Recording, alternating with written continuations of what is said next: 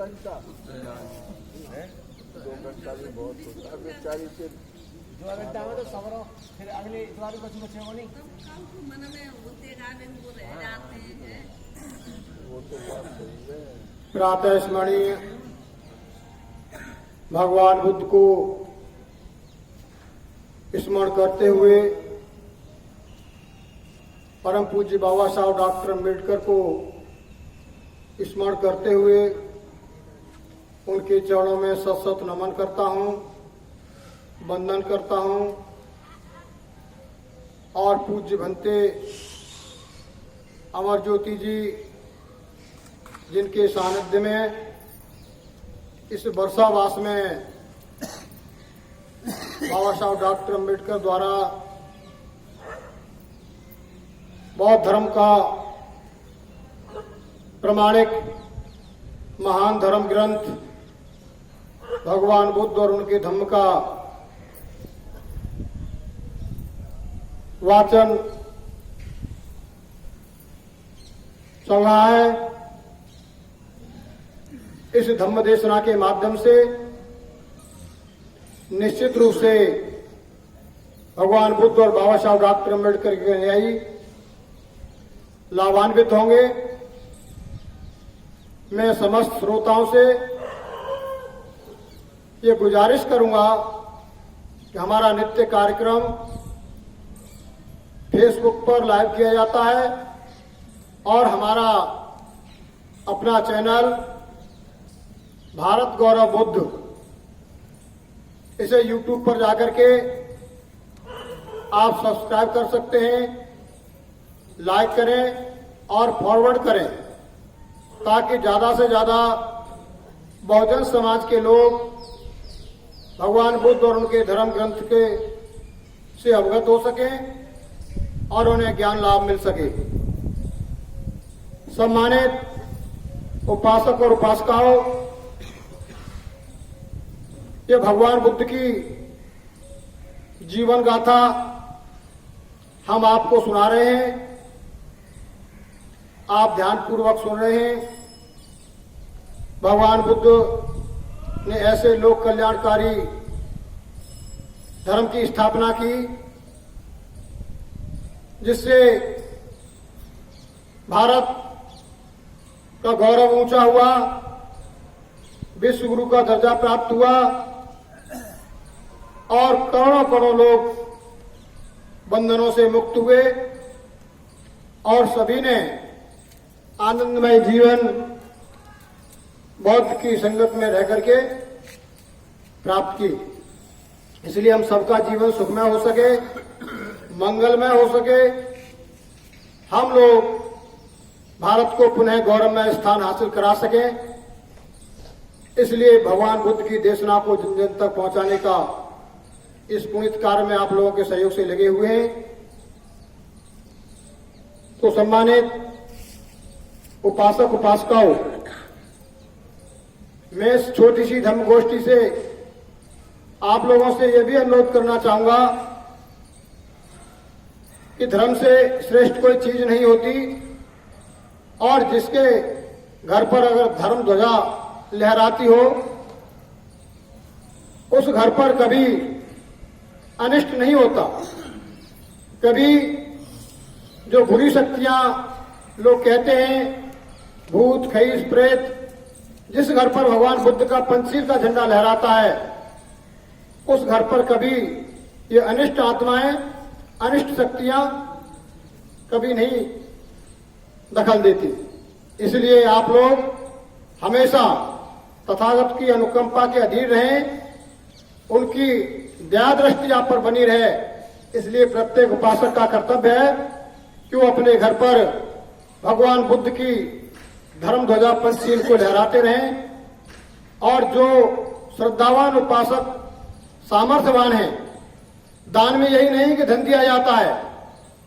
अगर कोई श्रद्धावान अपनी सामर्थ्य से 5 झंडे भी दान देता है संघ को, भिक्खू जी को, तो ये भी पुनीत कार्य है। क्योंकि जो हमारे गरीब भाई हैं वो झंडा खरीद के नहीं ला सकते, नहीं लगा सकते और हमारे धम्माचार्यों के पास अथवा हमारे भिक्षुओं के सानिध्य में अगर ये झंडा रखे रहेंगे तो वो इच्छावान उपासक उपासिका को दान दे देंगे, जो उनके घर पर ये धर्म ध्वजा लहराती रहेगी। तो इसी श्रृंखला को मैं आगे बढ़ाते हुए भगवान बुद्ध की जीवन गाथा में हमने अवगत कराया था कि 20 वर्ष की उम्र में सिद्धार्थ गौतम शाक्य संघ के सदस्य बन गए थे और 8 वर्ष तक संघ की सेवा करने के बाद में 28 वर्ष की उम्र में एक घटना घटित हुई, और वो घटना घटित हुई थी पानी को लेकर के। और पानी रोहिणी नदी का था, जो कोली वंश और शाक्य वंश के बीच में विभाजक रेखा का भी काम करती थी। पानी के बंटवारे को लेकर के दोनों राज्य की सेनाओं के बीच में युद्ध के हालात पैदा हो गए और सेनापति ने युद्ध का निर्णय लेने के लिए संघ से प्रस्ताव भी पास करा लिया था। जब संघ से प्रस्ताव पारित करा लिया था तो संघ सेनापति के सामने ये स्थिति पैदा हो गई कि युद्ध किया जाए। अब युद्ध होना सुनिश्चित है, क्योंकि बहुमत से प्रस्ताव पारित हो गया, संघ ने अपनी अनुमति दे दी। और दूसरा सवाल यह पैदा हो गया कि सिद्धार्थ गौतम ने अंततोगत्वा उस युद्ध का विरोध किया था। उन्होंने विरोध इसलिए किया था कि उन्होंने संकल्प लिया था कि संघ का कर्तव्य है कि वो शाक्यों के हितों की रक्षा करे। सिद्धार्थ गौतम को यह न्यायप्रिय और उचित नहीं लग रहा था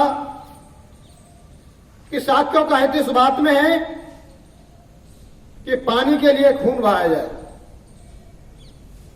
पानी के लिए खून बहाया जाए, एक दूसरे देश की सेना का कत्लेआम किया जाए, और महज किस लिए कि पानी के लिए। फिर तो खून की कीमत पानी से भी गई गुजरी हो गई। और मनुष्य जो विवेकवान प्राणी कहा जाता है, प्रकृति की सबसे सर्वश्रेष्ठ कृति कहा जाता है, और बुद्धत्व को सबसे महान तत्व कहा जाता है, यह बुद्धत्व ही परम ब्रह्म में या सनातन में लीन हो जाता है। और यही समस्त संसार की संरचना के बारे में बुद्धत्व को प्राप्त करता है, ज्ञान को प्राप्त करता है। तो क्या वह छोटी सी समस्या का समाधान नहीं निकाल सकता? तो एक तो सिद्धार्थ गौतम इस बात के पक्ष में थे कि मैं युद्ध में भाग नहीं लूंगा, और जब युद्ध में भाग नहीं लेंगे तो संघ की नीति का उल्लंघन हुआ, और संघ की नीति का उल्लंघन हुआ तो यह देशद्रोह का अपराध हुआ, क्योंकि संघ देश हित में कार्य करता था। और देशद्रोह की जो अपराध करेगा, जो संघ के नियमों का उल्लंघन करेगा, उसे दंड देना भी संघ का कर्तव्य था। अब दो स्थिति पैदा हो गई, राजपुत्र सिद्धार्थ गौतम को दंड देना या पहले युद्ध करना। और दंड मैंने 4 प्रकार के बताए थे, उनमें से सिद्धार्थ गौतम के विरुद्ध 2 ही दंड का प्रावधान बनता था। एक तो उनकी संपत्ति कुर्क की जाए, और दूसरा उन्हें देश निकाला दिया जाए,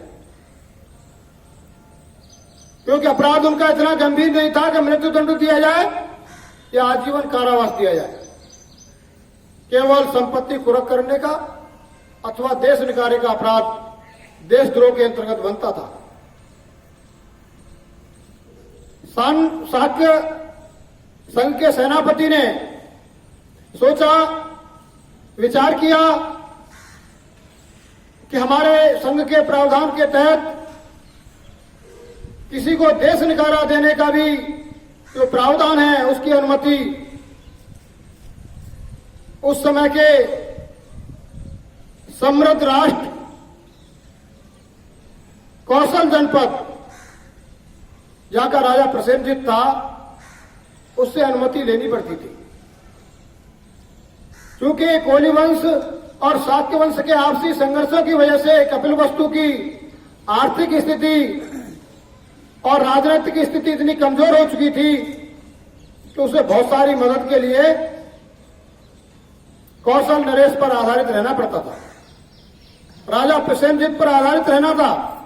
और राजा प्रसेनजीत की यह शर्त थी कि आपको निर्णय देते समय हमसे अनुमति लेनी होगी। किन किन के लिए? आजीवन कारावास, सजाए मौत और देश निकारे के लिए। केवल संपत्ति कुरक करने का अधिकार संघ के पास था। तो संघ ने सोचा कि हम और देश निकारे का दंड देंगे तो राजा प्रसेनजीत हमको अनुमति नहीं देगा, क्योंकि राजा प्रसेनजीत के राजा शुद्धोधन से मित्रवत संबंध थे, इसलिए उन्हें शंका थी। इसलिए सेनापति ने सोचा कि इनकी संपत्ति कुरक कर लिया। लेकिन जब संपत्ति कुरक पर बात आई, सिद्धार्थ गौतम ने खड़े होकर के उसका प्रतिरोध करते हुए, सदन को संबोधित करते हुए कहा कि संपत्ति पर एक अधिकार मेरे मां बाप का है और मां बाप ने कोई गुनाह नहीं किया है, वो निर्दोष है। उनकी संपत्ति कुरक करके उन्हें संपत्ति विहीन करके दंड देना कानून के विरुद्ध है, नियम के विरुद्ध है। सजा उसे मिलनी चाहिए जिसने अपराध किया है। अपराध मैंने किया है, नियमों का उल्लंघन मैंने किया है, इसलिए मैं स्वेच्छा से आपका जो चौथा दंड बचता है राज त्याग का,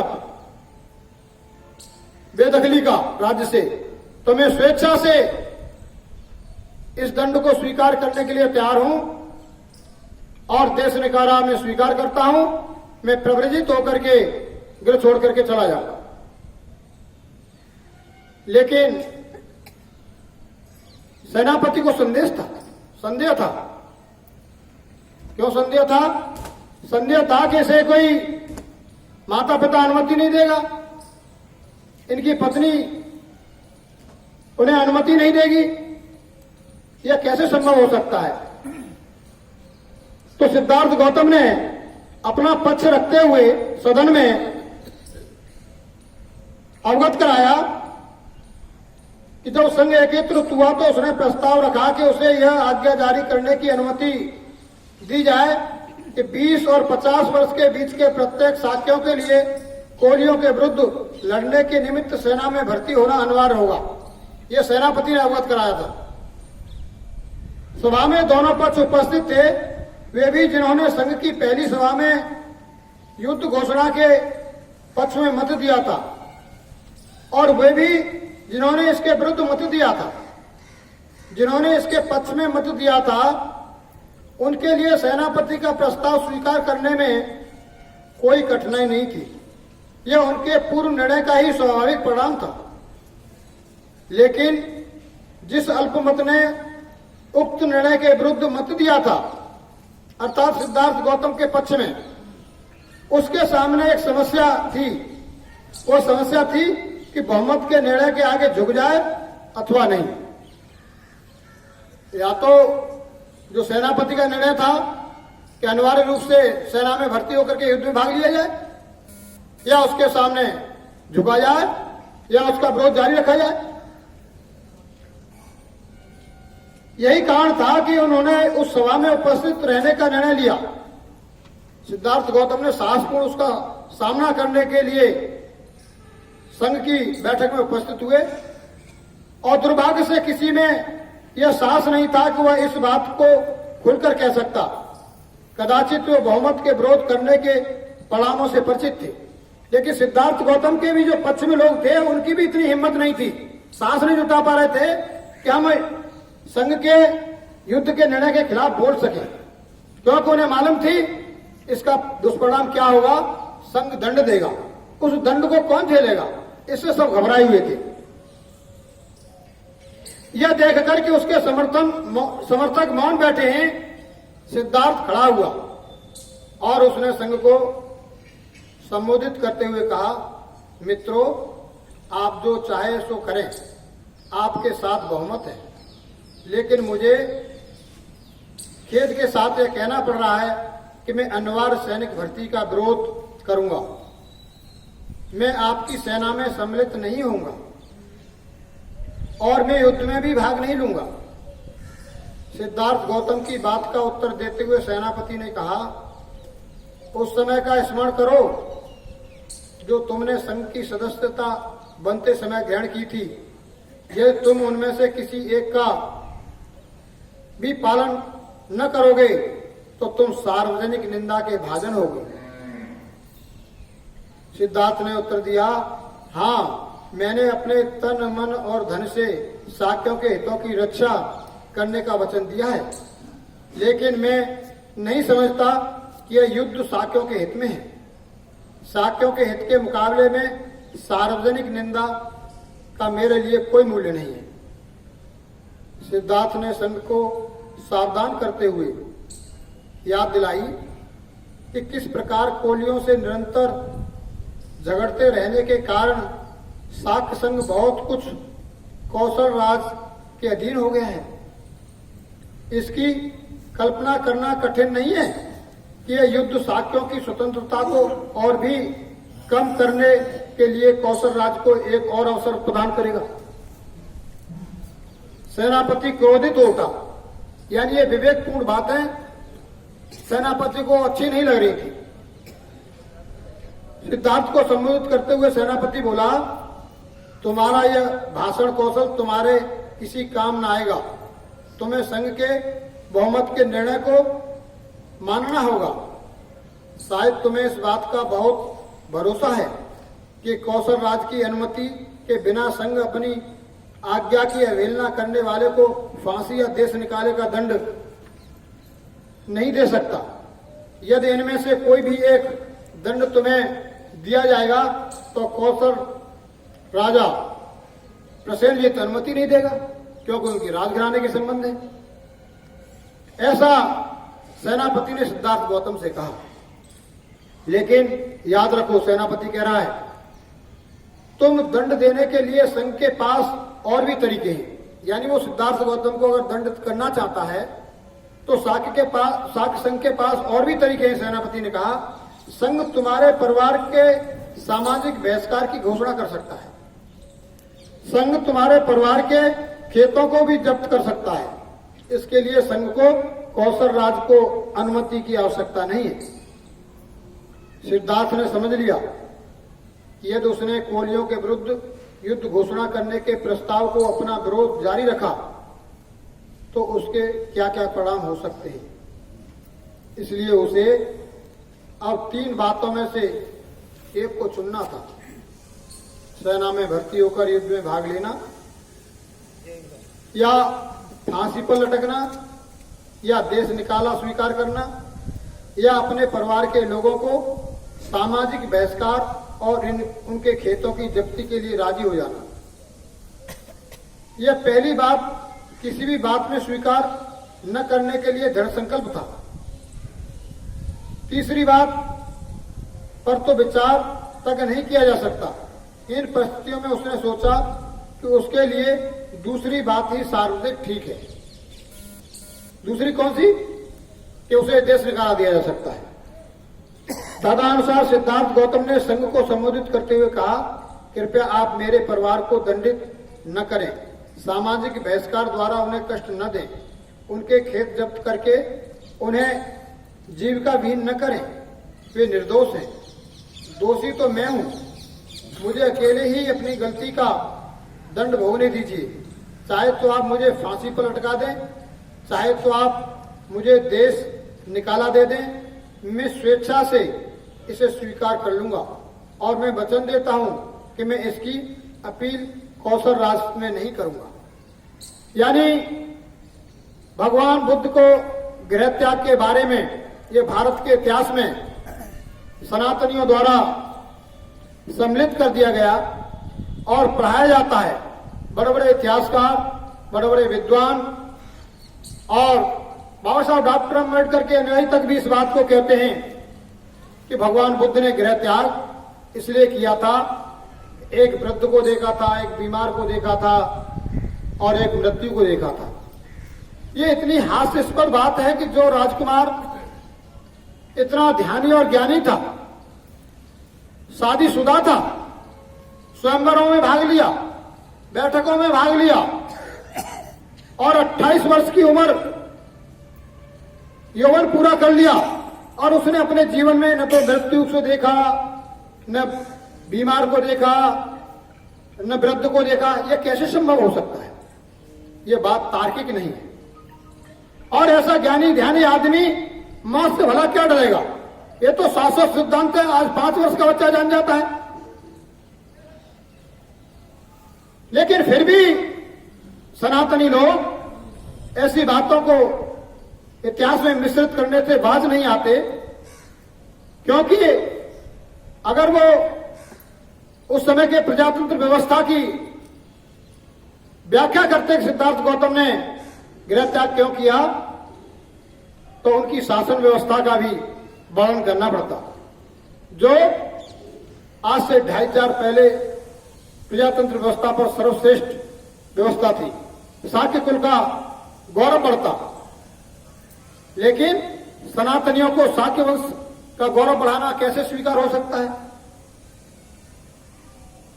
तो भगवान बुद्ध ने अपनी गृह त्यागने से पूर्व सेनापति को संबोधित करते हुए कहा, तुम्हारा सुझाव स्वीकार करना कठिन है, क्योंकि यदि तुम स्वेच्छा से, सेनापति कह रहा सिद्धार्थ गौतम से कि तुम्हारा सुझाव स्वीकार करना कठिन है, क्योंकि तुम स्वेच्छा से भी मृत्यु अथवा देश निकाला स्वीकार करोगे तो भी कौशल राज को इसकी अवश्य ही पता लग जाएगा और वह निश्चित पूर्वक इसी निष्कर्ष पर पहुंचेंगे कि शाक्य ने ही दंड दिया है, शाक्य संघ ही इसके लिए जिम्मेदार है, तब वो शाक्य संघ के विरुद्ध कार्रवाई कर देंगे।